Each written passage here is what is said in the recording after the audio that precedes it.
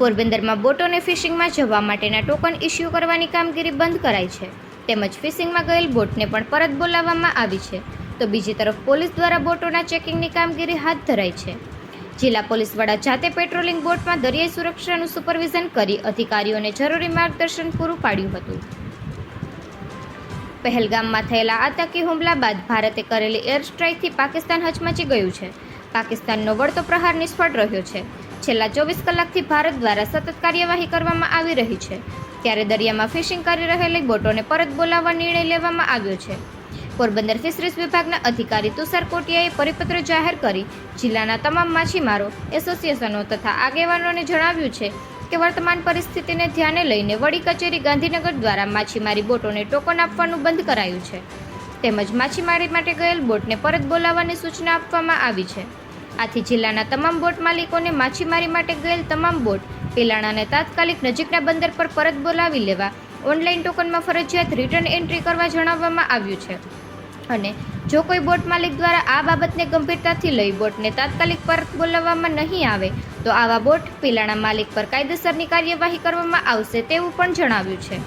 તો બીજી તરફ પોલીસ દ્વારા પણ સુભાષનગર ફિશરીઝ ટર્મિનલ અને અસ્માવતી ઘાટ વિસ્તારમાં ફિશિંગ બોટોનું ચેકિંગ કરવામાં આવી રહ્યું છે, અને ખલાસીઓના આઈડી પ્રૂફ સહિતની ચકાસણી કરવામાં આવી રહી છે.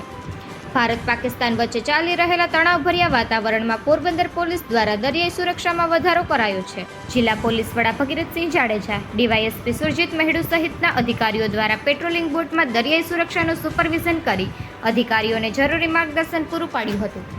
પહેલગામના આતંકી હુમલા બાદ ભારતે કરેલી એર સ્ટ્રાઇકથી પાકિસ્તાન હચમચી ઉઠ્યું હતું, અને વળતો પ્રહાર પણ ટકામાં થતા અને ભારત દ્વારા કરવામાં આવેલા હુમલાને પગલે પાકિસ્તાનની કફોડી સ્થિતિમાં મુકાયું છે.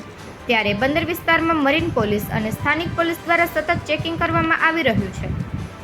દરિયામાં માછીમારી કરતી તેમજ માછીમારી કરી પરત ફરતી બોટમાં જરૂરી દસ્તાવેજો સહિતની સઘન ચેકિંગની કામગીરી કરવામાં આવી રહી છે.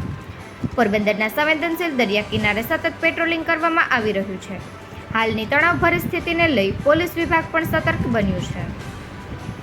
निपिल पोपट, पोरबंदर टाइम्स।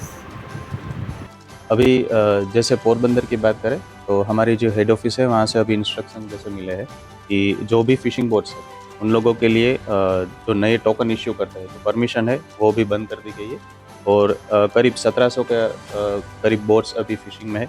उसमें से जो बड़ी बोट्स है वो 700 और 800 के करीब है, जो उसको अभी के अभी रिटर्न करने के लिए और नियरेस्ट जो भी उसका हार्बर है वहाँ पर सेफ एंकर करने के लिए सभी को इंस्ट्रक्शन मिला.